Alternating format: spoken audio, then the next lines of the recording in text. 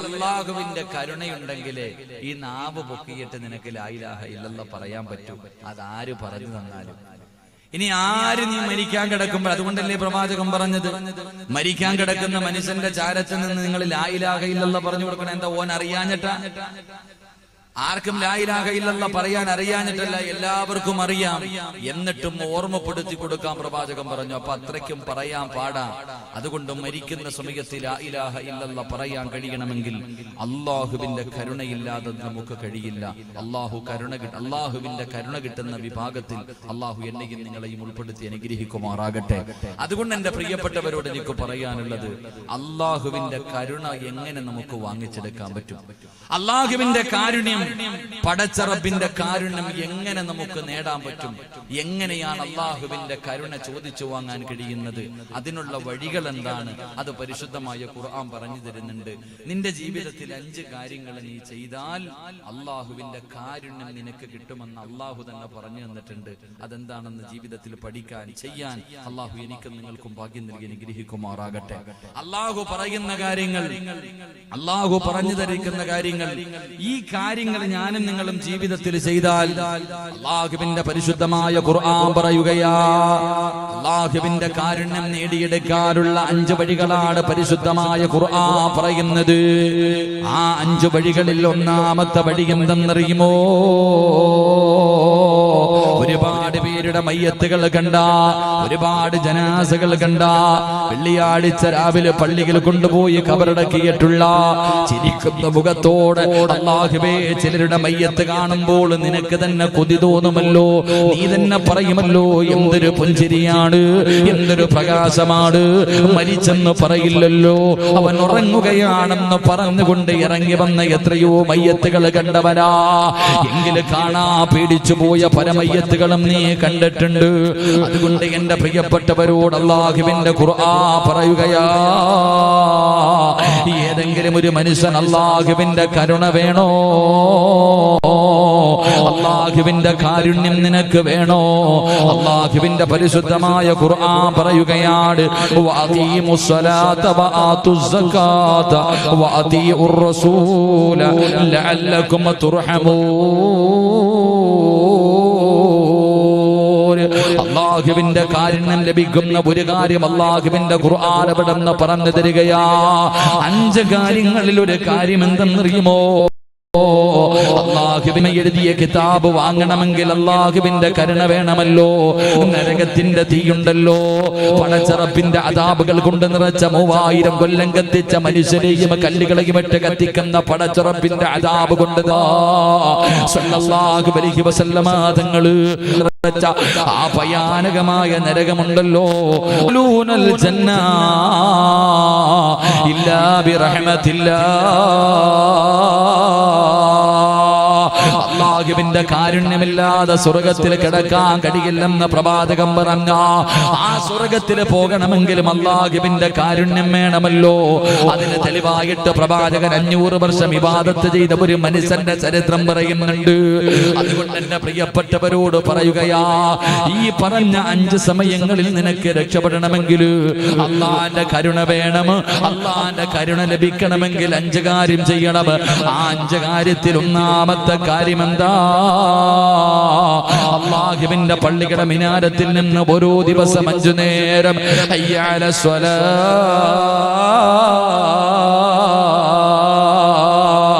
ഹയ്യ അലൽ ഫലാഹ്, പള്ളിയുടെ മിനാരത്തിൽ നിന്ന് ഓരോ ദിവസം 5 നേരം അല്ലാഹു വിളിക്കുന്നു, വാ മനുഷ്യ, നിന്നെ ഞാൻ സൃഷ്ടിച്ചിരിക്കുന്നത് എനിക്ക് നന്ദി കാണിക്കുന്നതിന് വേണ്ടിയാ. അതുകൊണ്ട് നിസ്കരിക്കാ പള്ളിയിലേക്ക് വിളിക്കുമ്പോ ഈ പള്ളിയിലേക്ക് കടന്നു പോയിട്ട് 5 നേരം ജമാഅത്തായി നിസ്കരിക്കുന്ന മനുഷ്യ, നിനക്ക് അല്ലാഹു കരുണ ചെയ്യുമെന്ന് ആദരവായ പ്രവാചകൻ നബി മുഹമ്മദ് മുസ്തഫ സല്ലല്ലാഹു സ്വല്ലല്ലാഹു അലൈഹി വസല്ലമ തങ്ങൾ പറയുകയാണ്, അല്ലാഹുവിന്റെ പള്ളിയിൽ പോയി 5 നേരം ജമാഅത്തായി നിസ്കരിക്കുന്ന മനുഷ്യനുണ്ടല്ലോ, പടച്ചവനെ ആ മനുഷ്യൻ അല്ലാഹു നല്ല മരണം കൊടുക്കുകയാണ്. അവനാരാ? അവന് ലാ ഇലാഹ ഇല്ലല്ലാഹ് പറഞ്ഞു കൊടുക്കുന്നതാരാ? മരിക്കുന്ന സമയത്ത് എന്റെ പ്രിയമുള്ളവരെ നിസ്കരിക്കുന്ന മനുഷ്യനുണ്ടല്ലോ, ആ മനുഷ്യൻ അല്ലാഹുവേ ഇന്ന് പള്ളിയിൽ കയറാ പലർക്കും മടിയാട്. പള്ളിയുടെ മുന്നിലിരുന്നാൽ കേറൂല, നിസ്കാരത്തിന്റെ ശബ്ദം വെളിയിലിരിക്കുമ്പോ നിനക്ക് കേൾക്കാ. എന്നാലും പള്ളിക്കകത്ത് കയറി നിസ്കരിക്കാൻ മടി കാണിക്കുന്നവരുണ്ട്. എങ്കിൽ എന്റെ പ്രിയമുള്ളവരെ, കഴിഞ്ഞ മാസം റജബ് 27-ന് നോമ്പ് പിടിച്ചവരല്ലേ? നിസ്കാരത്തിന്റെ വാർഷികമായിരുന്നല്ലോ. ആ നമസ്കാരത്തിന്റെ മാസം കടന്നു വന്നിട്ട് എന്റെ പ്രിയമുള്ളവരെ, അല്ലാഹുവിന്റെ മാസം കഴിഞ്ഞു. മുത്തുനബിയുടെ മാസമാണ്, റമളാൻ മാസം കടന്നു വരികയാണ്. ഒന്ന് നന്നാകണമെന്ന് നിനക്ക് തോന്നുന്നില്ലെങ്കിൽ എന്റെ പ്രിയമുള്ളവരെ, ഇന്ന് അല്ലാഹുവിന്റെ പള്ളിക്കകത്ത് നിസ്കരിക്കാൻ ആളില്ല. അല്ലാഹുവിന്റെ കാരുണ്യം വേണോ? മരിക്കുന്ന സമയത്ത് ലാ ഇലാഹ ഇല്ലല്ലാഹ് പറയാ നിന്റെ നാവ് പൊങ്ങണോ? നിസ്കരിക്കണേ എന്ന് നബി മുഹമ്മദ് മുസ്തഫ സല്ലല്ലാഹു അലൈഹി വസല്ലമ തങ്ങൾ പറയുമ്പോൾ നിങ്ങൾ നിസ്കരിക്കാത്തവരാണെന്ന് ഞാൻ പറയുന്നില്ല. നിങ്ങളിലധികം പേര് നിസ്കരിക്കുന്നവരാണ് നല്ലവരാണ്. നിങ്ങൾ മാത്രം പടച്ചവനെ നിസ്കരിച്ചാ മതിയോ? അല്ലാഹുവിന്റെ ഖുർആൻ അവിടെന്ന് പറഞ്ഞതെന്തെന്നറിയുവോ? അതാ അവിടെന്ന് ഖുർആൻ പറഞ്ഞത്, നീ ഒറ്റയ്ക്ക് നരകത്തിൽ നിന്ന് രക്ഷപ്പെടണമെന്നല്ല. ഖു അൻഫുസകും വഅഹ്ലീകും നാറാ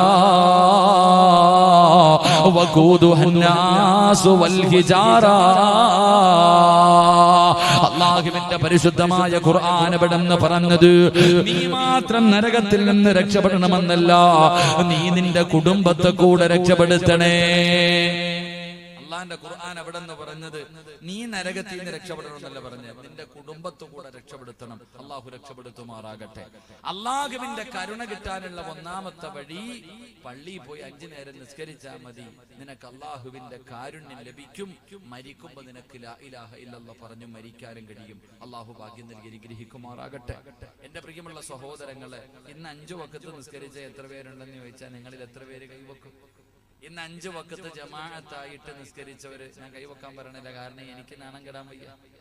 ഇന്നത്തെ 5 വഖത്ത് സുബഹി, ളുഹർ, അസർ, മഗ്രിബ്, ഇശ 5 വഖത്തും ഇമാമിന്റെ പുറകിൽ നിന്ന് നിസ്കരിച്ച എത്ര പേരുണ്ടെന്ന് ചോദിച്ചാൽ നമ്മളിൽ എത്ര പേര് കൈവക്കും? എന്റെ നിനക്ക് തിരക്കെന്ത്? നിനക്ക് നിസ്കാരം ജമാഅത്തൊന്നും ഇല്ലേ? ഇത് ജമാഅത്തായുള്ള നിസ്കാരം നിനക്കില്ലേ? എന്റെ പ്രിയപ്പെട്ട സഹോദരങ്ങളെ, നമുക്ക് പള്ളിയിൽ പോയി നിസ്കരിക്കാൻ, അല്ലെങ്കിൽ നമ്മൾ പള്ളിയിൽ പോയി നിസ്കരിക്കും, ഭാര്യയും മക്കളെ നിസ്കരിപ്പിക്കാറില്ല. സുബഹിക്ക് പള്ളിയിൽ വന്ന് നിസ്കരിക്കുന്ന വാപ്പ, നിനക്കറിയാം 7 വയസ്സായ മകനോട് അല്ലെങ്കിൽ മകളോട് നിസ്കരിക്കാൻ കൽപ്പിക്കണം. 10 വയസ്സായിട്ട് നിസ്കരിച്ചില്ലെങ്കിൽ തല്ലണം. നിസ്കരിക്കാത്തതിന്റെ പേരിൽ മക്കളെ തല്ലുന്ന ഏത് വാപ്പയുള്ള? നിങ്ങൾ ചിന്തിച്ചേക്ക്. എടാ, നിസ്കരിക്കാത്തതിന്റെ പേരിൽ മക്കളെ തല്ലുന്ന ഏത് വാപ്പയാ ഉള്ള? നിങ്ങൾ ആലോചിക്ക്. പടച്ചവനെ, ഇന്ന് വരെ ഒരു വാപ്പയും തല്ലിയിട്ടുണ്ടാവില്ല, ഈ സദസ്സിരിക്കണ ഒരു വാപ്പയും. എന്നാ വേറെ പല കാര്യങ്ങൾക്കും മക്കളെ തല്ലി, എന്നാ നിസ്കരിക്കാത്തതിന്റെ പേരിൽ തല്ലൂല. എന്റെ പ്രിയപ്പെട്ട സഹോദരങ്ങളെ, നമ്മുടെ മക്കൾ അത് 10 വയസ്സായിട്ട് നിസ്കരിക്കാത്തവനെ തല്ലണം. ഇവിടെ 18 വയസ്സുകാരൻ വീടിനകത്ത് കിടന്നുറങ്ങുന്നുണ്ട്. വാപ്പ തല്ലാറുണ്ടോ? ഉമ്മ തല്ലാറുണ്ടോ?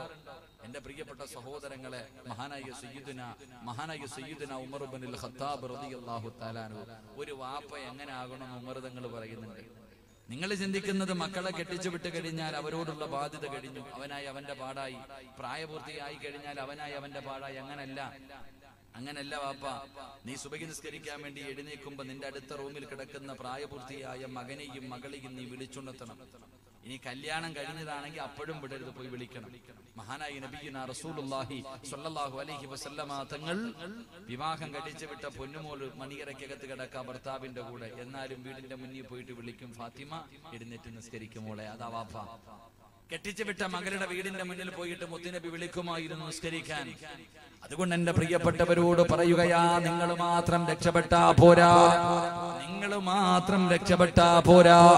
എന്റെ പ്രിയപ്പെട്ടവരോട് പറയുന്നു, വീടിന്റെ അകത്ത് കിടന്നുറങ്ങുന്ന സുബഹിക്ക് പടച്ചവനെ പള്ളിയിലേക്ക് നിസ്കരിക്കാൻ വരുന്ന വാപ്പയോട് എനിക്ക് പറയാനുള്ളത്, വീടിന്റെ അകത്ത് കിടന്നുറങ്ങുന്ന ഭാര്യയെയും വിളിച്ചുണർത്തണം, മക്കളെയും വിളിച്ചുണർത്തണം. വിളിച്ചുണർത്തിയാൽ അല്ലാഹു തരുന്ന പ്രതിഫലമെന്താ?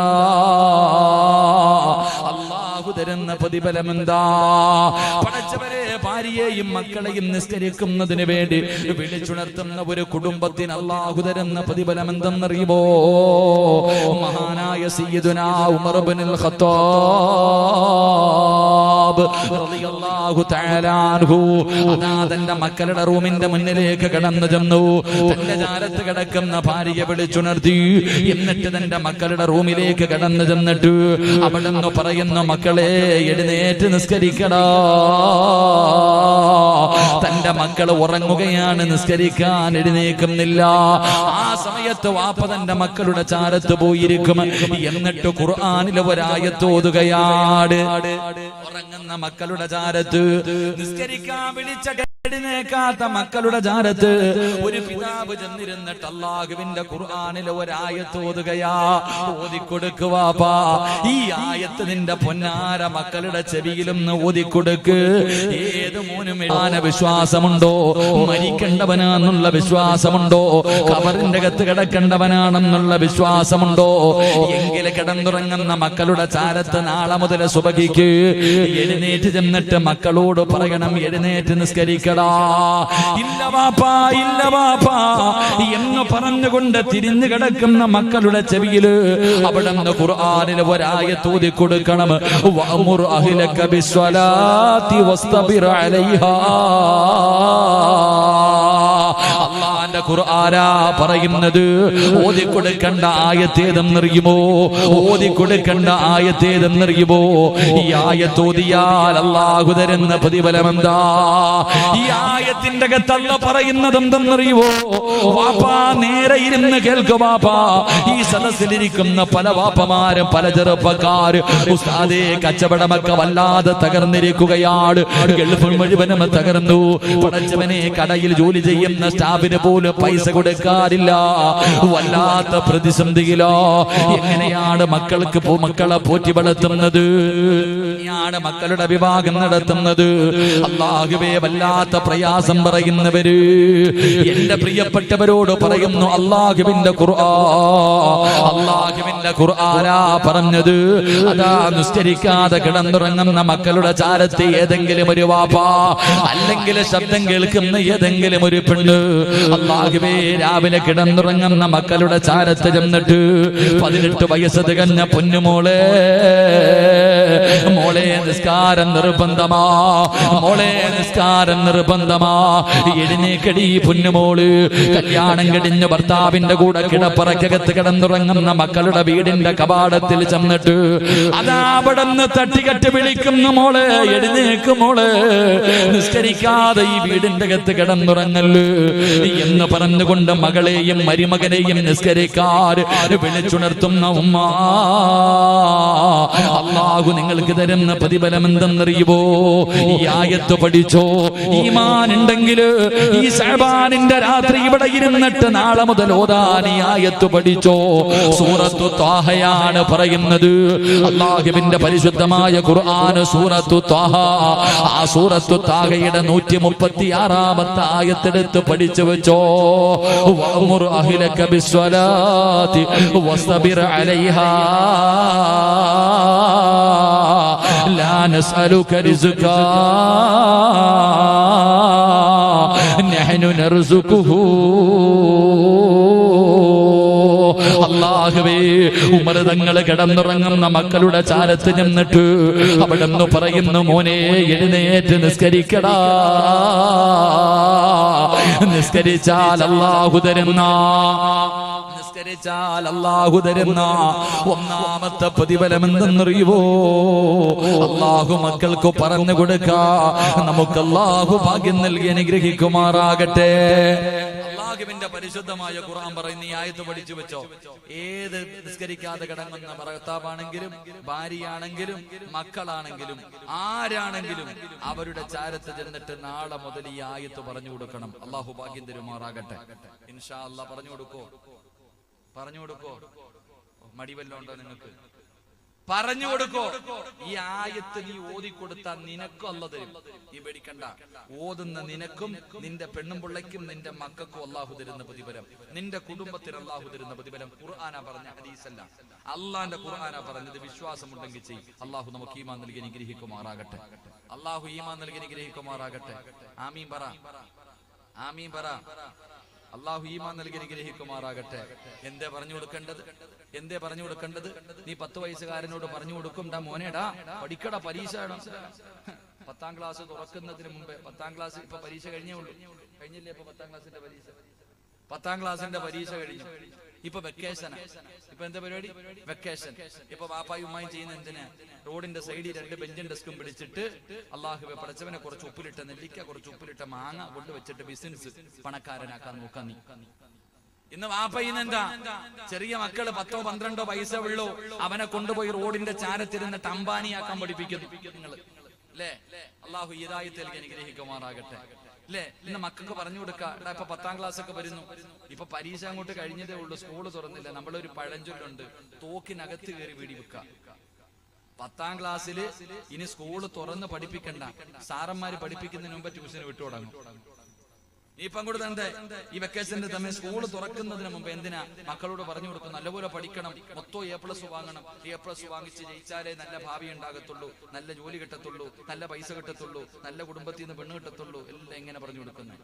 എങ്കിലും വാപ്പ നിനക്ക് പറഞ്ഞു കൊടുക്കേണ്ട ഒന്നുമല്ല. വാപ്പ പറഞ്ഞു കൊടുക്കേണ്ട അതൊന്നുമല്ല.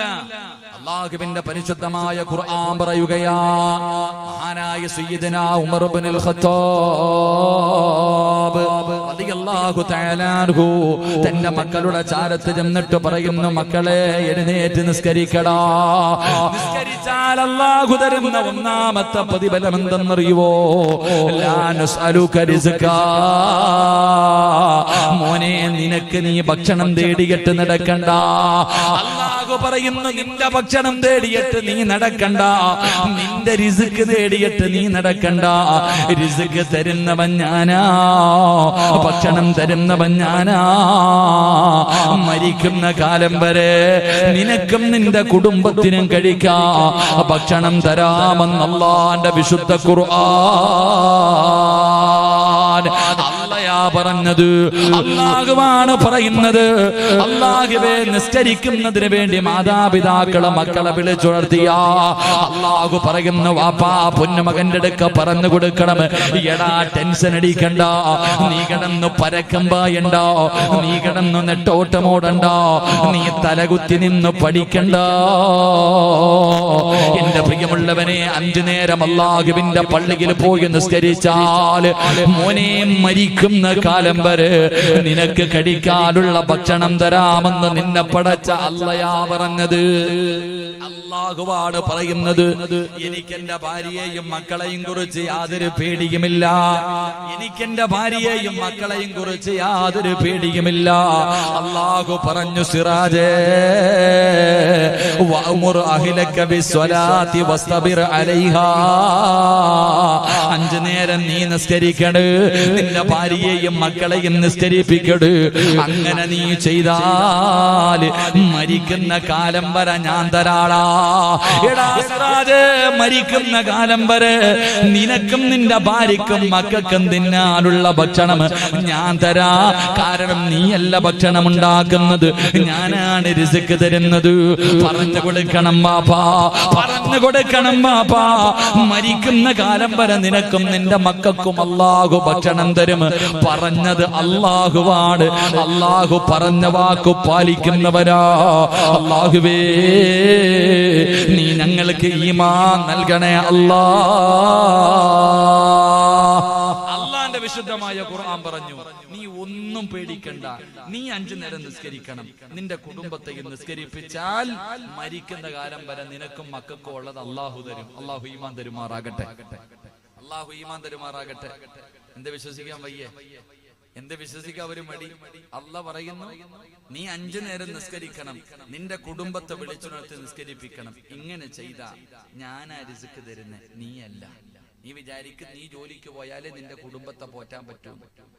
നീ വിചാരിക്കുന്നത് സിറാജ് വാഴ്ദിന് പോയാലേ, അല്ലെങ്കിൽ പള്ളി ജോലിക്ക് പോയാലേ, അല്ലെങ്കിൽ നീ കടയിൽ പോയി ശരീവക്ക യൂസഫക്ക കടയിൽ പോയി ഇരുന്നാലേ എന്റെ കുടുംബത്തെ പോറ്റാൻ പറ്റൂ എന്ന് വിചാരിച്ചിട്ട് രോഗം പിടിച്ചടക്കുമ്പോൾ എഴുന്നേറ്റ് പോകുന്നും വേണ്ട. നമുക്ക് അങ്ങനെ വിശ്വാസം വേണ്ട. അത് തെറ്റിദ്ധാരണയാണ്.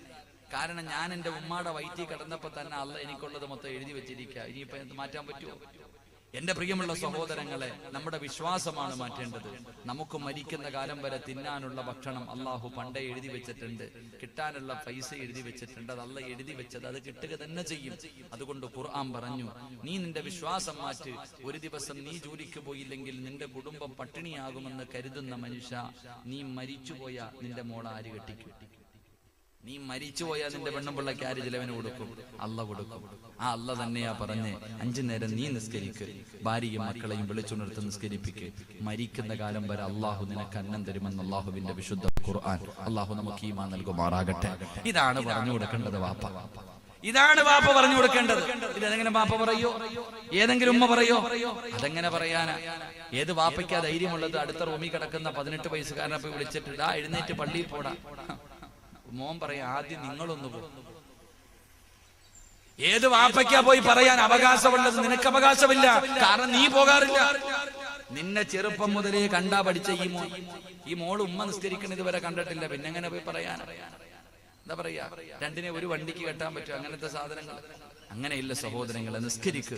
അള്ളാഹു നമുക്ക് ഈമാൻ നൽകി അനുഗ്രഹിക്കുമാറാകട്ടെ.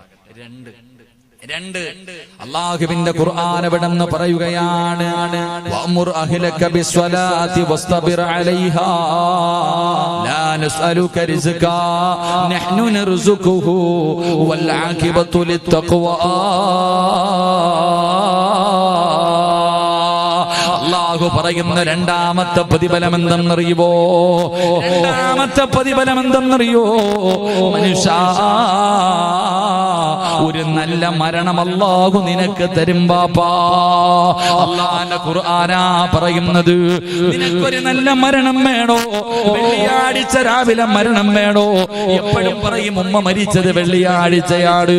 തഹജ്ജുദ് നിസ്കരിച്ചിട്ടിരിക്കുമ്പോഴാണ് എന്റെ വാപ്പ ലാ ഇലാഹ ഇല്ലല്ലാഹ് എന്ന് പറഞ്ഞു കൊടുത്തപ്പോ വെള്ളം കുടിച്ചിട്ട് പറയുന്നത് ഞാൻ കേട്ടു ഉസ്താദ് എന്ന് പറയുന്നതിൽ ഒരു കാര്യവുമില്ല. എന്റെ പ്രിയപ്പെട്ടവരോട് പറയുന്നു, നിനക്കൊരു നല്ല മരണം വേണോ? നിനക്കൊരു നല്ല മരണം വേണോ? നാളെ മക്കളോട് പറയണം, എഴുന്നേറ്റ് നിസ്കരിച്ചാൽ അല്ലാഹു തരുന്ന രണ്ടാമത്തെ പ്രതിഫലം ചിരിക്കുന്ന മുഖത്തോടെയുള്ള യാത്രയാ, സ്വർഗം കണ്ടിട്ടുള്ള മരണമാ. നിന്നെ കാണാൻ വരുന്നവരുടെ മുഖത്ത് നോക്കി പുഞ്ചിരിക്കാനുള്ള ഭാഗ്യമാ. പറഞ്ഞു കൊടുക്കാൻ കഴിയണം ചെറുപ്പക്കാരാ, പറഞ്ഞു കൊടുക്കാൻ കഴിയണം ബാപ്പാ. ഇതാണ് പറഞ്ഞു കൊടുക്കേണ്ടത്, ഇതാണ് പറഞ്ഞു കൊടുക്കേണ്ടത്. അതുകൊണ്ട് അല്ലാഹുവിന്റെ പരിശുദ്ധമായ ഖുർആനാ പറയുന്നത്, എന്റെ പ്രിയപ്പെട്ട ചെറുപ്പക്കാരാ, ഇന്നെല്ലാവരും പടച്ചവനെ ഫുട്ബോൾ കളി നടക്കുമ്പോ പാതിരാത്രി 12 മണി വരെ, 1 മണി വരെ, 2 മണി വരെ പടച്ചവനെ ഫുട്ബോൾ കളി കണ്ടിട്ട് സുബഹി നമസ്കരിക്കാതെ കിടന്നുറങ്ങുന്ന യുവത്വേ, അല്ലെങ്കിൽ മോശമായ കാര്യങ്ങൾക്ക് നടക്കുന്ന യുവത്വേ, എന്റെ പ്രിയപ്പെട്ട ചെറുപ്പക്കാരാ, നിസ്കരിക്കടാ. ഒരു നല്ല മരണം വേണമെന്ന് നിനക്ക് കൊതിയില്ലേ മോന്? നിന്നെ പോലെ എത്രയോ ചെറുപ്പക്കാര് വികാരമുള്ള, മോഹങ്ങളുള്ള, സ്വപ്നങ്ങളുള്ള, ഒരുപാട് പ്രതീക്ഷകളുമായി കഴിഞ്ഞ എത്രയോ ചെറുപ്പക്കാരുടെ ചരിത്രം നിനക്കറിയാ. അല്ലാഹുവേ, എന്റെ ചെറുപ്പക്കാർക്ക് ഞാനൊരു ചരിത്രം പറഞ്ഞു തരട്ടെ. മഹാനായ ഹുബൈബ് ഇബ്നു അദി റളിയല്ലാഹു തആല അൻഹു നിന്നെ പോലെ ഒരു ചെറുപ്പക്കാരനായിരുന്നടാ. ഹുബൈബ് ഇബ്നു അദി റളിയല്ലാഹു തആല അൻഹു അവിടുന്ന് ശത്രുക്കളെ പിടിച്ചു കൊണ്ടുപോയി കൊല്ലുന്നതിന് വേണ്ടി പടച്ചവനെ തൂക്കുമരത്തിന്റെ മുമ്പിൽ ഇങ്ങനെ കയറ്റി നിർത്തിയിരിക്കുകയാണ്. തൂക്കുമരത്തിന്റെ മുന്നിൽ ഇങ്ങനെ കയറ്റി നിർത്തിയിരിക്കുകയാണ്. പടച്ചവനെ താഴെ നിൽക്കുന്ന ശത്രുക്കൾ മുഴുവനും ഹുബൈബിന്റെ കൂട്ടുകാരാ. അവിടെന്ന് പറഞ്ഞു, ഹുബൈബേ, എന്തിനാ ചെറുപ്രായത്തിൽ മരിക്കുന്നത്? എന്തിനാടാ വെറുതെ ചാകുന്നത്? നീ എങ്ങനെയെങ്കിലും പുതിയ മതത്തിൽ നിന്നൊന്ന് തിരിഞ്ഞു വരുവോ? നിനക്ക് ഞങ്ങൾ പണം തരാ, നിങ്ങൾക്ക് ഞാൻ അധികാരം തരാ, ഏത് സുന്ദരിയായ പെണ്ണിനെയും നിനക്ക് വിവാഹം കഴിച്ചു തരാ. എന്തിനാ ചാകുന്നത്? ഇറങ്ങി വാടാ. കൂടെ പഠിച്ച സഹപാഠികൾ മുഴുവനും ഹുബൈബ് എന്ന് പറയുന്ന ചെറുപ്പക്കാരനെ തിരിച്ചു വിളിക്കുമ്പോ എനിക്ക് അല്ലാഹുവാണ് വലുതെന്ന് പറഞ്ഞുകൊണ്ട് തൂക്കുമരത്തിന്റെ മുന്നിൽ ഹുബൈബ് നിൽക്കുകയാണ്. അവസാനം അവര് പറഞ്ഞു, ഒരാൾക്കും കൊടുക്കാത്ത ഒരു ഓഫർ നിനക്ക് തരാ. നീ മതമൊന്നും മാറണ്ട, നിന്റെ നേതാവിനെ കുറിച്ച് മോശമായിട്ടൊരു വാക്ക് പറ. അതിനും ഹുബൈബ് തയ്യാറായില്ല. ഹുബൈബ് ഇബ്നു അദി റളിയല്ലാഹു തആല അൻഹുവിനെ അവസാനം തൂക്കി കൊല്ലാ സമയമായപ്പോ ഖുറൈശികൾ പറഞ്ഞു, ഹുബൈബേ കൊല്ലാൻ പോവുകയാണ്, നിന്നെ കൊല്ലാൻ പോകുകയാണ്. ചാകുന്നതിന് മുമ്പ് വല്ല അഭിലാഷമുണ്ടെങ്കിൽ പറ ഹുബൈബ്, ഞങ്ങളുടെ കൂട്ടുകാരനല്ലേ.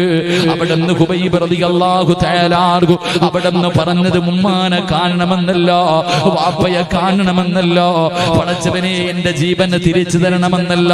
ഹുബൈബ് എന്ന ചെറുപ്പക്കാരന്റെ ജീവിതത്തിൽ അവസാനത്തെ അഭിലാഷം ചോദിച്ചപ്പോ അവിടുന്ന് പറഞ്ഞു, എനിക്ക് 2 റക്അത്ത് നിസ്കരിക്കാൻ ഒരവസരം തരുവോ? എനിക്ക് അല്ലാഹുവിനോടൊന്ന് സംസാരിക്കണം.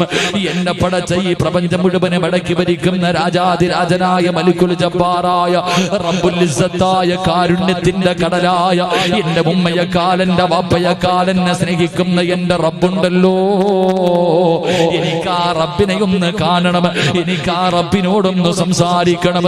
അവിടെ നിന്ന് 2 റക്അത്ത് നിസ്കരിക്കാൻ അനുവാദം ചോദിക്കുകയാ. പടച്ചവര് അവിടെ നിന്ന് പൊതുപെടുത്തിട്ട് 2 റക്അത്ത് നമസ്കരിക്കുകയാണ്. പെട്ടെന്നാണ് നിസ്കരിച്ചത്. ചെറിയ സൂറത്താണ് ബോധിയത്, ചെറിയ സൂറത്താണ് ബോധിയത്. നിസ്കാരം കഴിഞ്ഞിട്ട് ഹുബൈബ് ഇരുന്ന് കരയുകയാ. സുജൂദിൽ കിടന്നിട്ട് അല്ലാഹുവോട് പറയുന്നു, അല്ലാ ഞാൻ വലിയ വലിയ സൂറത്തുകൾ ഓതിയിട്ടാ സാധാരണ നിസ്കരിക്കാറുള്ളത്, വലിയ സൂറത്തുകൾ ഓതിയിട്ട് നിസ്കരിക്കാറുള്ളൂ. ഇന്ന് ചെറിയ സൂറത്ത് ഓതാറുള്ള കാരണം എന്തെന്നറിയുവോ? എന്റെ പ്രിയപ്പെട്ടവരെ, നിസ്കരിക്കേണ്ടത് ഖുൽ ഹുവല്ലാഹു ഓതിയിട്ടല്ല, സൂറത്തുൽ കൗസർ ഓതിയിട്ടല്ല. ഖുർആൻ ഓതാൻ അറിയാത്തവരുടെ കാര്യമല്ല. വാപ്പാ വലിയ വലിയ സൂറത്തുകൾ ഓതിയിട്ട് വേണം നിസ്കരിക്കാൻ. ഒറ്റയ്ക്ക് നമസ്കരിക്കുന്ന സമയത്ത് അല്ലാഹുവിന്റെ പരിശുദ്ധമായ ഖുർആനിൽ നിനക്കറിയുന്ന ഏറ്റവും വലിയ സൂറത്ത് ഓതിയിട്ട് നിസ്കരിക്കട്. ഇബ്നു അബ്ബാസ് തങ്ങൾ പറയുകയാ, ഏതെങ്കിലും ഒരു മനുഷ്യന്റെ നിസ്കാരം ദീർഘിപ്പിച്ചാൽ അല്ലാഹു അവന്റെ മരണം എളുപ്പമാക്കി കൊടുക്കുമെന്ന് നബി മുഹമ്മദ് മുസ്തഫ. പടച്ചവരെ, ഒരുപാട് കിടന്ന് സക്കറാത്തിന്റെ വരി വലിക്കണ്ട. 3-4 ദിവസം കിടന്ന് വലിക്കുന്നവരെ കാണാ. ഇപ്പൊ തീരുമെന്ന് പറഞ്ഞ് കുടുംബക്കാരെ മുഴുവനും ലീവ് എടുത്തിട്ട് വീടിന്റെ പരിസരത്തിൽ ഉറക്ക ഒഴിച്ചിട്ട് വന്ന് കാത്തു നിന്നിട്ട് മരിക്കാതെ വരുമ്പോ അവസാനം അവിടെ നിന്ന് വെറുപ്പോടെ ഇറങ്ങി പോകുന്ന രംഗം കാണുന്നവരല്ലേ. വാപ്പാ, നിനക്കറിയുന്ന ചെറുപ്പക്കാരാ, നിനക്കറിയുന്ന ഖുർആനിലെ 114 അധ്യായങ്ങളിൽ ഏത് സൂറത്താണോ, ഏത് വലിയ സൂറത്താണോ നിനക്കറിയുന്നത്, അത് ഓതിയിട്ട് നിസ്കരിക്കുമോനെ, അത് ഓതിയിട്ട് നിസ്കരിക്കും പെങ്ങള്. അല്ലാഹു നിന്റെ മരണം എളുപ്പമാക്കി തരുമെന്ന് നബി മുഹമ്മദ് മുസ്തഫ സല്ലല്ലാഹു അലൈഹി വസല്ലമ തങ്ങൾ പറയുമ്പോ ഹുബൈബ് എന്ന് പറയുന്ന ചെറുപ്പക്കാരൻ പടച്ചവരോട് പറയുന്നു, നാഥാ, ഞാൻ ഇന്ന് ചെറിയ സൂറത്ത് ഓതിയിട്ടാ നിസ്കരിച്ചത്. അതിന്റെ കാരണം എന്തെന്നറിയോ? അല്ലാഹുവേ, വലിയ സൂറത്ത് ഓതണമെന്ന് ഹുബൈബിന് ആഗ്രഹമുണ്ട് തമ്പുരാന്. പക്ഷേ എന്റെ നിസ്കാരം എങ്ങാനും നീണ്ടുപോയാ ഇവന്മാര് വിചാരിക്കും എനിക്ക് മരിക്കാൻ പേടിയാണെന്ന്. എനിക്ക് മരിക്കാൻ പേടിയാണെന്ന് ഇവന്മാര് വിചാരിക്കും തമ്പുരാന്. അതുകൊണ്ടാണ് ചെറിയ സൂറത്ത് ഓതിയിട്ട് നിസ്കരിച്ചത്. എന്നിട്ട് തൂക്കുമരത്തിന്റെ മുമ്പിലേക്ക് കയറി ഉബൈബ് റളിയല്ലാഹു തആല അൻഹുവിനെ ശത്രുക്കൾ അവിടെ നിന്ന് തൂക്കി കൊല്ലുകയാ. അല്ലാഹുവേ, ഉബൈബ് റളിയല്ലാഹു തആല അൻഹു, എന്റെ ചെറുപ്പക്കാരാ മോനെ പഠിക്കണമടാ. ഹുബൈബ് ഇബ്നു അദിയാരാ അവസാന തൂക്കുമരത്തിന്റെ മുന്നിൽ കിടന്നിട്ട് മരണത്തോട് മല്ലടിച്ചിട്ട് അവിടെ നിന്ന് റബ്ബേ സക്കറാത്തിന്റെ അവസ്ഥയിൽ കിടന്ന് പിടയുമ്പോ ജീവിതത്തിന്റെ അവസാനത്തെ ആഗ്രഹം എന്തെന്ന് ചോദിച്ചപ്പോ നിസ്കരിക്കണമെന്ന് പറഞ്ഞ ഹുബൈബ് മരണത്തോട് മല്ലടിക്കുമ്പോ അതാ തൂക്കുമരത്തിൽ കിടന്ന് പിടയുന്നത് കണ്ടിട്ട് താഴെ നിൽക്കുന്ന ശത്രുക്കളെ മുഴുവനും അവിടെ നിന്നുകൊണ്ട് പുഞ്ചിരിക്കുമ്പോ ഹുബൈബിന്റെ മുന്നിലേക്ക് അല്ലാഹുവിന്റെ മലക്കുകൾ കടന്നു വരികയാ. പടച്ചുറപ്പിന്റെ മലക്കുകൾ കടന്നു വന്നിട്ട് ഹുബൈബിനോട് പറയുന്നു, യാ അയ്യത്തുഹൻ നഫ്സുൽ മുത്മഇന്ന ഇർജിഇ ഇലാ റബ്ബികി റാദിയതൻ മർദിയാ ഫദ്ഖുലി ഫീ ബാദി വദ്ഖുലി ജന്നതി.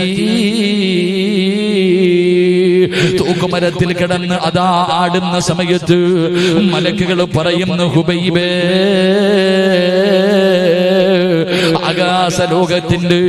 ആകാശത്തിന്റെ കവാടങ്ങൾ മുഴുവനും തുറന്നിട്ട് കൊണ്ട് മലക്കുകൾ നിരന്നു നിൽക്കുന്നത് കണ്ടോ ഹുബൈബേ? എല്ലാവരും ചിരിക്കുന്ന മുഖത്തോട് അതാ കാത്തു നിൽക്കുന്നത് കണ്ടോ ഹുബൈബേ? എന്തിനാണെന്നറിയുവോ ഹുബൈബേ? നിന്റെ റൂഹിനെ സ്വീകരിക്കാനാ, നിന്നെ കൊണ്ടുപോകാനാ. അതുകൊണ്ട് കരയല്ല്, വേദനിക്കല്ല്, പ്രയാസപ്പെടണ്ട എന്ന് പരിശുദ്ധമായ ഖുർആൻ അവിടെ നിന്ന് ഓതിക്കൊടുക്കുകയാ. ഉബൈബ് റളിയല്ലാഹു തആല അൻഹു അവിടെ നിന്ന് മരണപ്പെടുകയാണ്. പടച്ചവനെ, ജനാസ അവിടെ നിന്ന് അടിച്ചിറക്കുന്നില്ല, തൂക്കുമരത്തിൽ തന്നെ കെട്ടിക്കെട്ടിരിക്കുകയാണ്. പടച്ചവനെ, ദിവസങ്ങൾ കഴിഞ്ഞു. അല്ലാഹുവിന്റെ പ്രവാചകൻ അവിടെ നിന്ന് പറഞ്ഞു, സ്വഹാബ, ആരെങ്കിലും പോയി ഉബൈബിന്റെ ജനാസയൊന്ന് കൊണ്ടുവാ സഹാബ, നമുക്ക് കബറടക്കണ്ടേ സഹാബ. അല്ലാഹുവിന്റെ പ്രവാചകൻ അവിടെ നിന്ന് സ്വഹാബികളോട് പറയുകയാ, ആരാ കൊണ്ടുവരുന്നത്? ഉബൈബിന്റെ ജനാസ കൊണ്ടുവരുന്നത് ആരാണ്? ഒരു സ്വഹാബി പറഞ്ഞു, യാ റസൂലല്ലാഹ്, ഞാൻ കൊണ്ടുവരാ നബിയേ. ഉബൈബ് റളിയല്ലാഹു തആല അൻഹുവിന്റെ ജനാസ കൊണ്ടുവരുന്നതിന് വേണ്ടി ഈ ചെറുപ്പക്കാരനായ സ്വഹാബി കടന്നു വരുമ്പോ കണ്ട കാഴ്ച എന്തെന്നറിയുവോ? ജനങ്ങൾ മുഴുവനും കൂടി നിൽക്കുകയാണ്. ജനങ്ങൾ മുഴുവനും കൂടി നിൽക്കുകയാണ്. ആ സമയത്ത് റബ്ബേ, ഒരു പെണ്ണോടി വരികയാ. സുന്ദരിയായ യുവത്വത്തിന്റെ നിലവിലൂടെ നടന്നു പോകുന്ന ഒരു പെണ്ണ് ശത്രുക്കളുടെ ഭാഗത്തേക്ക് ഓടി വരികയാണ്. എന്നിട്ട് അവിടെ നിന്ന് പറയുന്നു, ഹുബൈബിന്റെ തല എനിക്ക് തരണേ, ഈ ഹുബൈബിന്റെ തല എനിക്ക് തരണേ. എന്തിനാണെന്നറിയുവോ? ഇവന്റെ തലയോട്ടിയിൽ കള്ളൊടിച്ചു കുടിക്കാനാ. ഈ ഹുബൈബിന്റെ തല എനിക്ക് വേണം. എന്തിനെന്നറിയുവോ? ഇവന്റെ തലയോട്ടി വെട്ടിപ്പൊളിച്ചിട്ട് അതിന്റെ അകത്ത് കള്ളൊടിച്ച് കുടിക്കാമെന്ന് ശപഥം ചെയ്തവളാ. നിങ്ങൾക്ക് എന്തേ വേണ്ടത്? ചെറുപ്പക്കാരിയായ പെണ്ണ് തന്റെ ശരീരം കാണിച്ചിട്ട് ചോദിക്കുകയാ, ആർക്ക് വേണമെങ്കിലും ഞാൻ തരാ, ആരുടെ വീട് വേണമെങ്കിലും ഞാൻ വന്ന് കിടക്കാ, പക്ഷേ ഇവന്റെ തല എനിക്ക് വേണമെന്ന് പറയുമ്പോ അല്ലാഹുവേ, ഉബൈബ് എന്ന് പറയുന്ന ചെറുപ്പക്കാരന്റെ തല മുറിക്കുന്നതിന് വേണ്ടി ശത്രുക്കൾ മുഴുവനും കടന്നു പോകുമ്പോ ഈ സഹാബി പടച്ചവര് ഒരു ഈന്തപ്പന മരത്തിന്റെ മുകളിൽ കയറിയിരുന്നിട്ട് എന്താണ് നടക്കുന്നതെന്ന് നോക്കാറ്. അല്ലാഹുവേ, മരത്തിന്റെ മുകളിൽ കയറിയിരിക്കുമ്പോ സുബ്ഹാനല്ലാഹ്, പെട്ടെന്നൊരു പൊടിയങ്ങൊരു കാറ്റടിക്കുകയാണ്. ഒന്നും കാണുന്നില്ല പടച്ചവര്. കുറച്ച് സമയത്തേക്ക് ഒന്നും കാണുന്നില്ല തമ്പുരാന്. അല്ലാഹുവേ, ഈന്തപ്പനമരത്തിന്റെ മുകളിലിരിക്കുന്ന സ്വഹാബി നോക്കുമ്പോ സുബ്ഹാനല്ലാഹ്, തൂക്കുമരത്തിൽ കിടന്ന ഹുബൈബിന്റെ ജനാസ കാണുന്നില്ല. അവിടെ കിടന്ന ജനാസ കാണുന്നില്ല. മരത്തിന്റെ മുകളിൽ നിന്ന് ഇറങ്ങിയിട്ട് ഇലാ ഹദറത്തി റസൂലില്ലാഹ്, മുത്തുനബിയുടെ മുന്നിലേക്ക് ഓടുകയാ. യാ റസൂലല്ലാഹ്, ഹുബൈബിന്റെ ജനാസ കാണുന്നില്ല നബിയേ, ഹുബൈബിന്റെ ജനാസ കാണുന്നില്ല നബിയേ. മുത്തുനബി പറഞ്ഞതെന്തെന്നറിയുവോ? മുത്തുനബി പറഞ്ഞതെന്തെന്നറിയുവോ? എടാ ചെറുപ്പക്കാരാ, നിന്നെ പോലെയുള്ള എത്രയോ ചെറുപ്പക്കാര് നമസ്കരിക്കാതെ പടച്ചവനെ ആണും പെണ്ണും കെട്ട രീതിയിൽ മുടിയും വളർത്തികെട്ട് പള്ളിയുടെ മുന്നിലൂടെ നടന്നാൽ പള്ളിക്കകത്ത് കയറാത്ത സമയത്ത് അല്ലാഹുവിന്റെ പള്ളിയുടെ മിനാരത്തിൽ നിന്ന് ബാങ്ക് വിളിക്കുമ്പോ നിസ്കരിക്കുന്നതിന് വേണ്ടി പള്ളിക്കകത്ത് കയറുന്ന ചെറുപ്പക്കാരാ, ഇതെല്ലാവർക്കും അല്ലാഹു കൊടുക്കുന്ന പ്രതിഫലമല്ല. അങ്ങനെ കയറുന്നവർക്ക് കേറാത്തവന്റെ നടുവിലൂടെ എത്ര വലിയ തിരക്കുണ്ടെങ്കിലും പടച്ചറപ്പിന്റെ പള്ളിയിൽ നിന്ന് ബാങ്ക് വിളിച്ചു കഴിഞ്ഞോ ഒരു സമാധാനമില്ലാതെ ഓടിച്ചെന്ന് നിസ്കരിക്കുന്ന ചെറുപ്പക്കാരോ, നിനക്ക് അല്ലാഹു തരുന്ന ഒന്നാമത്തെ പ്രതിഫലം മരിക്കുന്ന കാലം വരെ നിനക്ക് പടച്ചറപ്പ് ഭക്ഷണം തരികയാ. 2, ഒരു നല്ല മരണമാടാ. എവിടെയെങ്കിലും കിടന്ന് ചാകുകയല്ല, എവിടെങ്കിലും കിടന്ന് എങ്ങനെയെങ്കിലും കള്ളു കുടിച്ചിട്ട് വ്യഭിചരിച്ചിട്ട് എങ്ങനെയെങ്കിലും കിടന്ന് ചാവുകയല്ല. അല്ലാഹു നല്ല ഒരു മരണം നിനക്ക് തരും മോനെ. 3, അല്ലാഹുവിന്റെ റസൂല് പറഞ്ഞു, സ്വഹാബാ ഹുബൈബിന്റെ ജനാസ മലക്കുകൾ കബറടക്കി. സ്വഹാബാ,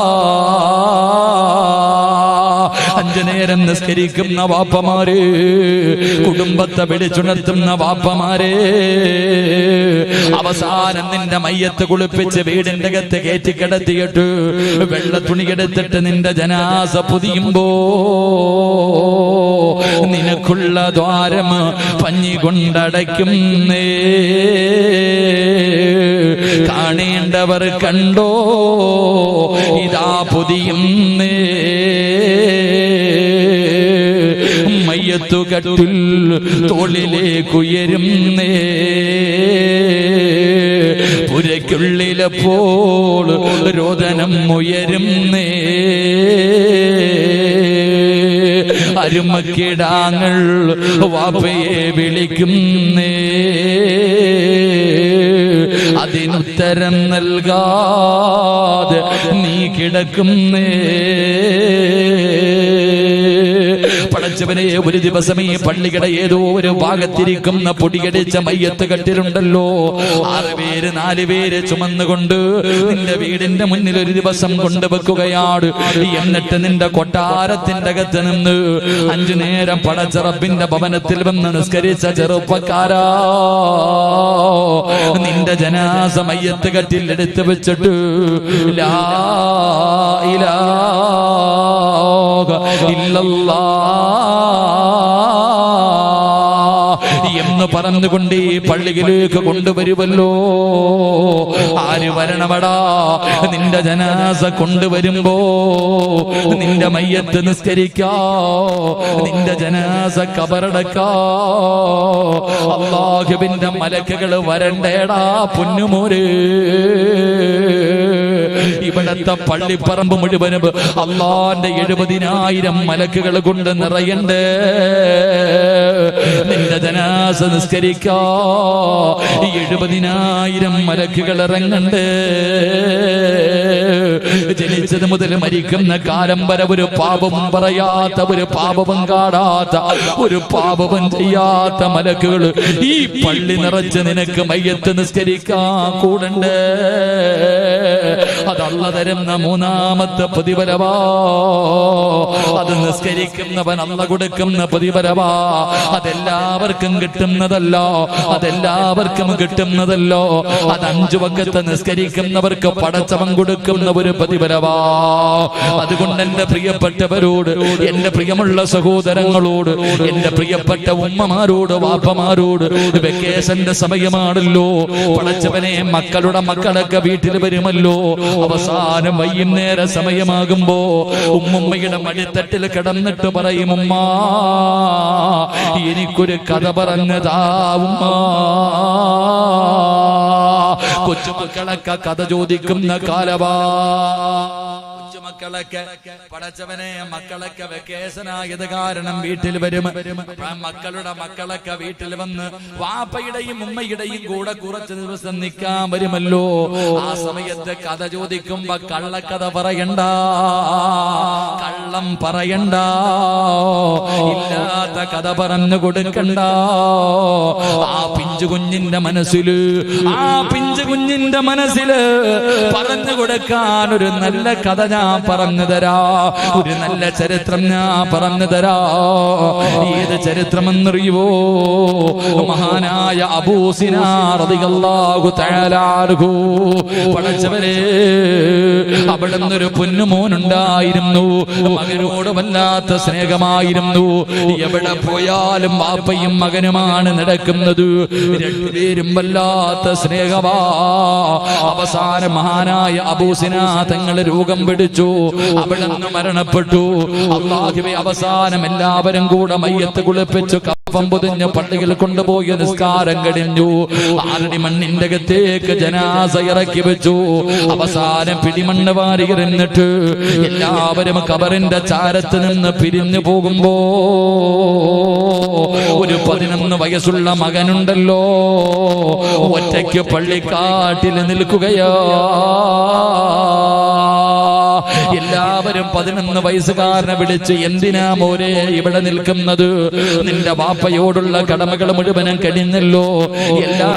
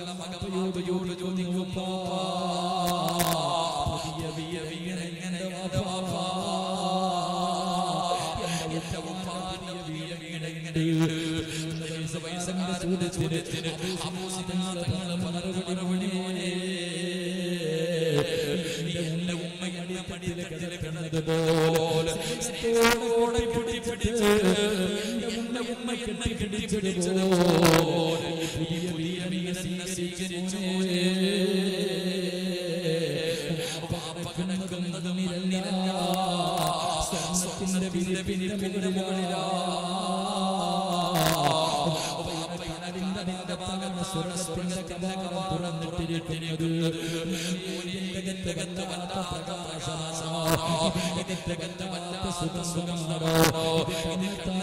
ദൂരം വിശാലമായി കിടക്കുകയാണ്.